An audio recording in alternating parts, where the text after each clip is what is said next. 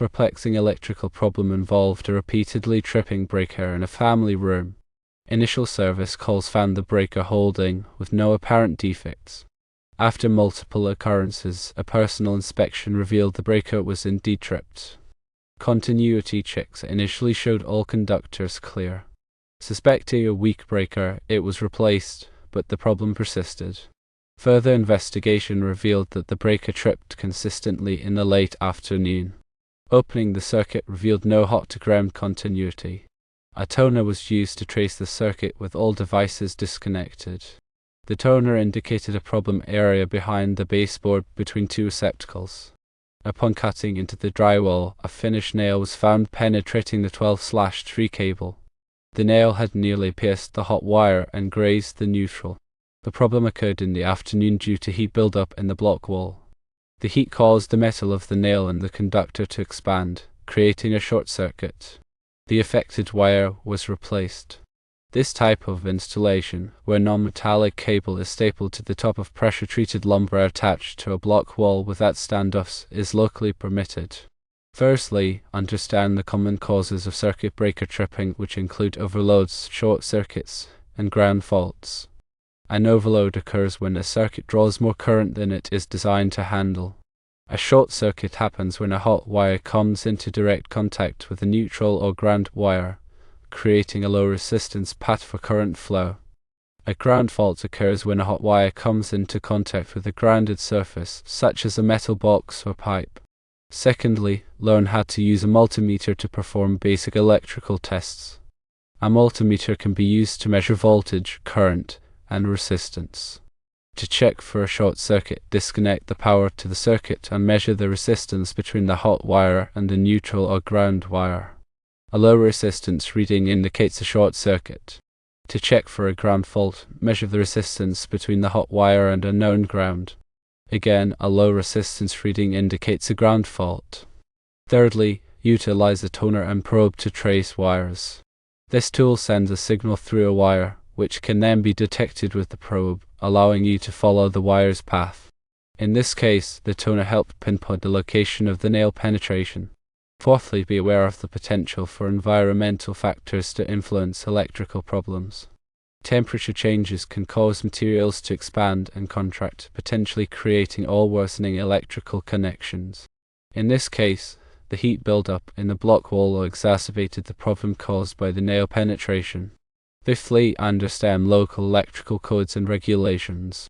The permissibility of attaching non-metallic cable directly to pressure-treated lumber without standoffs can vary by location.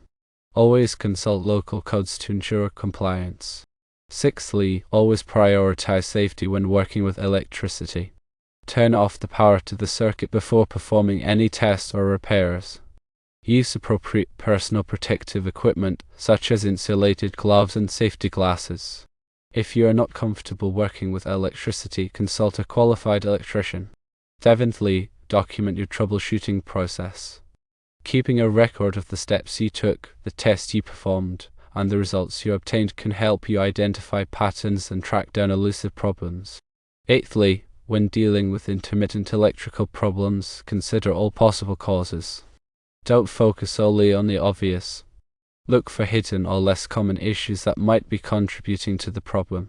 Ninthly, when replacing wires, use the correct gauge and type of wire for the application. Incorrect wiring can lead to overheating, fire, and other safety hazards. Tenthly, after making any electrical repairs, thoroughly test the circuit to ensure it is working properly and safely. This may involve checking voltage levels, current draw, and insulation resistance. In this specific case, the nail penetrating the wire created a high resistance connection. This initially allowed some current flow. The heat generated from this resistance combined with the external heat from the block wall. The heat caused expansion, increasing the contact, and consequently increased current, eventually tripping the breaker. A 12 American wire gauge copper conductor is commonly used for 20 amp circuits in residential wiring. The American wire gauge system assigns numbers to wire sizes, with smaller numbers indicating larger conductors. Larger conductors can carry more current without overheating. Non-metallic, or NM cable is a type of electrical wiring commonly used in residential buildings. It consists of 2 or more insulated conductors wrapped in a plastic jacket. NM cable is relatively inexpensive and easy to install, making it a popular choice for home wiring projects. However, it is important to use NM cable properly and to follow all applicable electrical codes. A circuit breaker is a safety device designed to protect electrical circuits from overcurrents. When the current in a circuit exceeds the breaker's rating, the breaker trips, interrupting the flow of electricity. Circuit breakers are resettable, meaning they can be turned back on after they trip. This is in contrast to fuses, which must be replaced after they blow. Circuit breakers are rated in amps, which indicates the maximum current they can safely carry. Common circuit breaker ratings for residential circuits are 15 amps, 20 amps, and 30 amps. When choosing a circuit breaker, it is important to select one with the appropriate rating for the circuit it is protecting. Using a breaker with too low a rating can cause nuisance tripping, while using a breaker with too high a rating can allow excessive current to flow, potentially causing a fire. Electrical codes require that all electrical work be performed safely and in accordance with established standards. These codes are designed to protect people and property from electrical hazards. It is important to be familiar with the applicable electrical codes before starting any electrical work. If you are not comfortable working with electricity, it is best to consult a qualified electrician. Electricians have the training and experience necessary to perform electrical work safely and in compliance with all applicable codes. Attempting to perform electrical work without proper knowledge and skills can be dangerous and can lead to serious injury or property damage. The National Electrical Code, or NEC, is a widely adopted standard for electrical installations in the United States. The NEC is updated every 3 years to reflect changes in technology and best practices. State and local jurisdictions often adopt the NEC as their electrical code. Electrical inspections are typically required for new construction and for major electrical renovations. The purpose of an electrical inspection is to ensure that the electrical work has been performed safely and in compliance with applicable codes. An electrical inspector will examine the wiring, connections, and other electrical components to verify that they meet the required standards. If the electrical work passes inspection, the inspector will issue a certificate of compliance. In this particular scenario, the use of a toner to trace the circuit was a key step in identifying the location of the problem. A toner consists of 2 parts, a tone generator and a probe.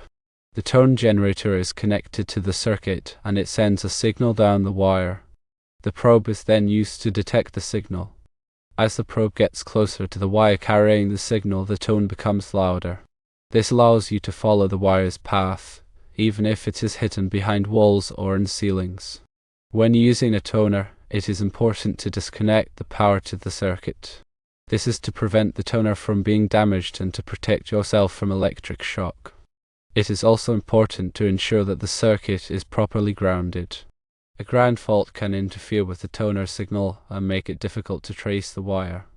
In addition to tracing wires, a toner can also be used to identify wires.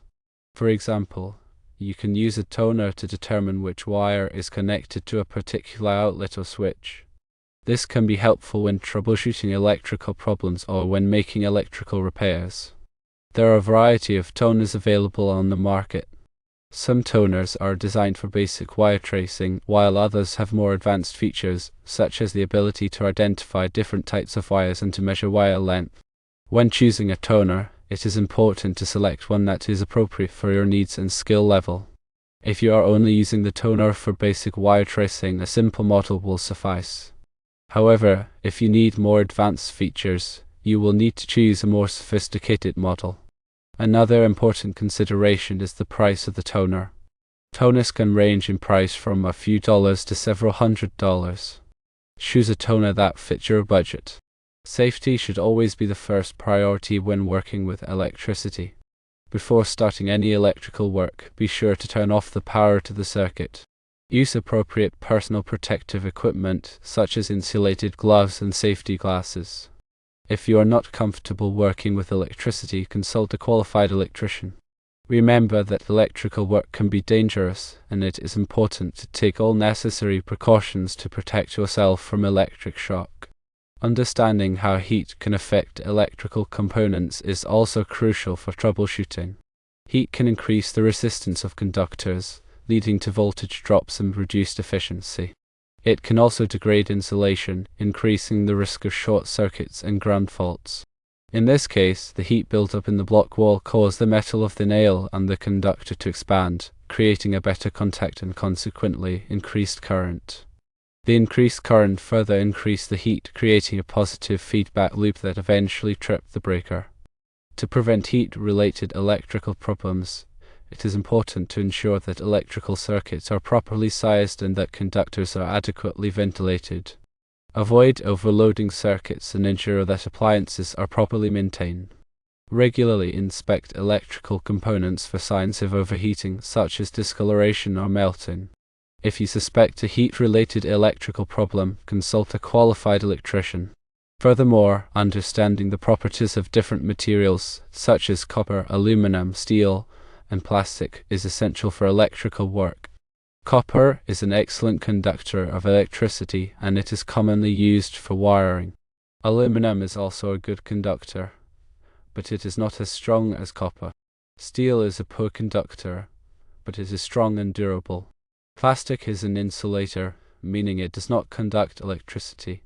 When working with electrical materials, it is important to use the correct tools and techniques. For example, when stripping insulation from wires, use a wire stripper designed for that purpose. Do not use a knife or other sharp object, as this can damage the conductor. When making electrical connections, use the proper connectors and ensure that the connections are tight and secure. Loose connections can cause overheating and other problems. Always follow the manufacturer's instructions when installing electrical components. The instructions will provide important information about the proper installation techniques and safety precautions. Failure to follow the instructions can lead to electrical problems and safety hazards. Regularly inspect electrical systems for any signs of damage or wear. Look for cracked or broken insulation, loose connections, and corroded terminals. If you find any problems, repair them promptly. Ignoring electrical problems can lead to more serious issues down the road. Consider the impact of moisture and humidity on electrical systems. Moisture can corrode electrical components and create a conductive path between wires. This can lead to short circuits and ground faults. To protect electrical systems from moisture, use waterproof connectors and enclosures. Ensure that wiring is properly sealed and that there are no leaks in the building envelope. Pay attention to the effects of vibration on electrical systems. Vibration can loosen connections and cause wires to break. To protect electrical systems from vibration, use vibration-resistant connectors and supports. Ensure that wiring is properly secured and that there are no loose components. If a building has a generator, understand the proper procedures for using it. Generators can provide backup power during power outages, but they must be used safely. Ensure that the generator is properly grounded and that it is connected to the electrical system through a transfer switch. Never connect a generator directly to the electrical system without a transfer switch, as this can create a dangerous backfeed. Regularly maintain the generator and test it to ensure that it is working properly. Keep a supply of fuel on hand in case of a power outage. Be familiar with the different types of electrical protection devices, such as fuses, circuit breakers, and ground fault circuit interrupters, or GFCIs. Fuses are designed to protect electrical circuits from overcurrents. When the current in a circuit exceeds the fuse's rating, the fuse blows, interrupting the flow of electricity. Circuit breakers are similar to fuses, but they are resettable. When the current in a circuit exceeds the breaker's rating, the breaker trips, interrupting the flow of electricity. GFCIs are designed to protect people from electric shock. They detect ground faults and quickly interrupt the flow of electricity, preventing serious injury. Install GFCIs in areas where there is a risk of water exposure, such as bathrooms, kitchens, and outdoor outlets. Regularly test GFCIs to ensure that they are working properly. Pertaining to lighting, Be aware of the different types of light bulbs, such as incandescent, fluorescent, and LED. Incandescent bulbs are the least efficient, meaning they produce the most heat and the least light. Fluorescent bulbs are more efficient than incandescent bulbs, and they last longer. LED bulbs are the most efficient and longest lasting. When choosing light bulbs, consider the brightness, color, temperature, and energy efficiency. Use dimmer switches to control the brightness of lights and to save energy. Turn off lights when they are not needed. In relation to electrical safety in the workplace, provide training to employees on electrical safety procedures. Ensure that employees are familiar with the hazards of electricity and the proper precautions to take. Regularly inspect electrical equipment for any signs of damage or wear. Repair or replace any damaged equipment immediately. Use lockout-tagout procedures to prevent accidental energization of electrical equipment during maintenance or repair. Follow all applicable electrical safety regulations. Lastly, remember the importance of continuous learning in the electrical field. The electrical industry is constantly evolving, with new technologies and regulations being introduced all the time. Stay up to date on the latest developments by attending training courses, reading industry publications, and networking with other professionals. By continuously learning, you can improve your skills and knowledge and provide better service to your customers. The described problem highlights the importance of thorough troubleshooting and understanding the potential impact of environmental factors on electrical systems. The successful resolution involved a combination of technical knowledge, careful observation, and persistence.